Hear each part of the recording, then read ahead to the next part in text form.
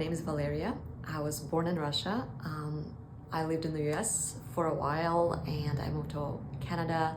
I got my degree in marriage and family therapy, so I'm a registered marriage and family therapist, certified Canadian counselor, and a certified sex therapist.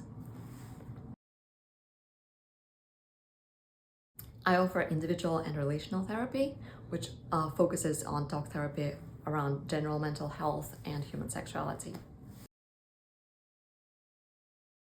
I would say anxiety and depression are like the big ones.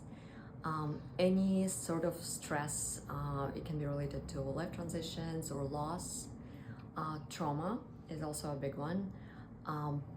If we talk about relational therapy, what I see the most would be desire discrepancy, infidelity, or any type of like rupture of trust, and desire to create more like connection, more attachment, secure attachment, more emotional closeness. First of all, my clients come from all walks of life, very diverse. Like I wouldn't say that there is one type of people that I see, but I see all kinds of like relational structures, which is sometimes couples, polycules, again, individuals, all kinds of ages, genders, sexualities. So I can see that there is a type of my client. The process usually looks as an intake where we go over the paperwork, like that's the administrative part of things. And then there's the assessment for me to understand what you need, where you're at, and again, where you kind of get stuck, how you see the issue, what you've tried before. So all of that is included in the assessment. Once I understand your goals, we move forward, we move towards them. And I believe that it's very important for my clients to see that there is this positive change that's happening. Again, it can take time, but they should feel that we're moving in the right direction. So I do make sure that I check in. I also use some assessments and questionnaires for you to kind of help me track progress and for both of us to see how fast you're moving, what the trend is, are things getting better? So that's what it usually looks like in the beginning, and then we identify something that works, and then we try to to maintain that change over time. Once it's consistent, this is where people usually try to like fade out, so maybe meet bi-weekly or even less than that, and then you're good to go, because the goal of therapy is to not come to therapy anymore.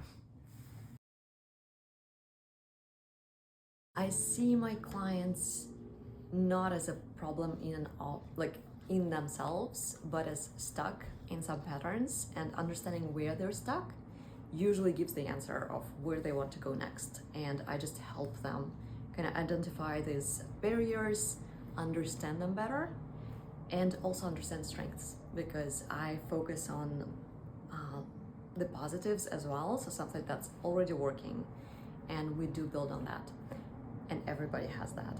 So the important thing is not just like strengths and barriers, it's all fine and it's how it usually happens, but also the human connection, because it is work, but it's also a relationship.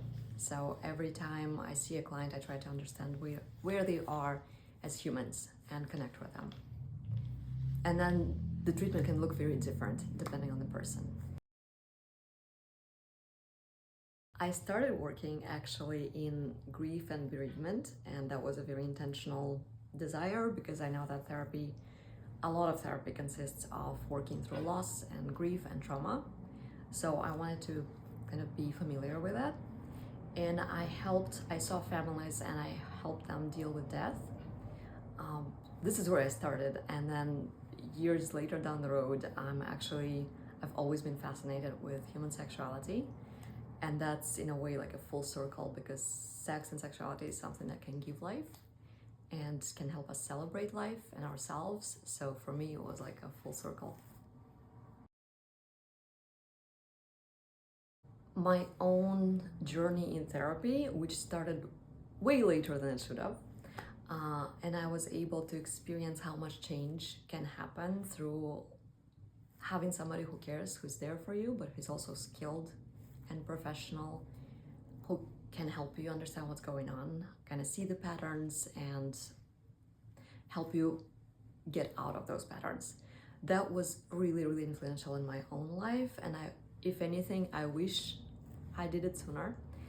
So once I experienced it firsthand as a client, I realized that it makes me very passionate, so I wanted to pursue this career. What keeps me passionate about my work is seeing clients get better. So that's a really big one. See them grow, see them experience that positive change, and being able to grow with them. So a lot of the times I've noticed that my clients do influence me a lot. I can see life through their eyes, I can understand them better, which helps me grow as a person. And also these connections that we form in therapy are very influential for me too. So that keeps me passionate. Whether it is about sexuality or just generally getting better and creating more meaning in your life or closer connections, seeing people thrive is what makes me passionate.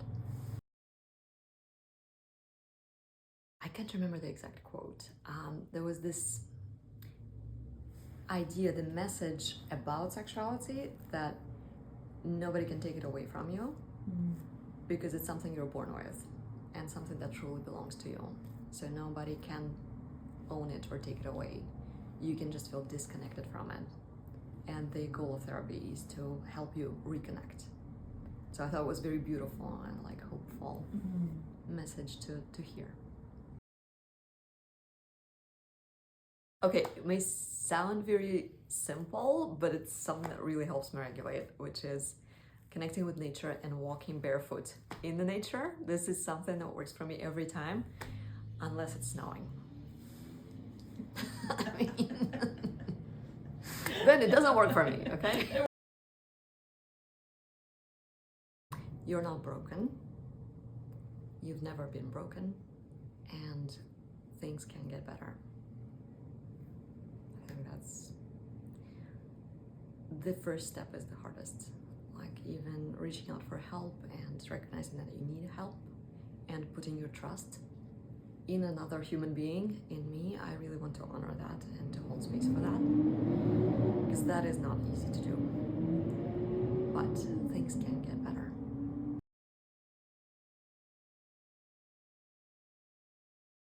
I actually realized like self-regulation is watching fire. I love doing that. Yeah. Being barefoot, being in the nature, and being with the people I love. So I'm like, I'm a caveman. Yeah. Like, if I have other cavemen around me, like sitting around the fire, looking at the stars, I'm like, this is my happy place. So literally, this is how I self-regulate. I'd be such a happy cave person.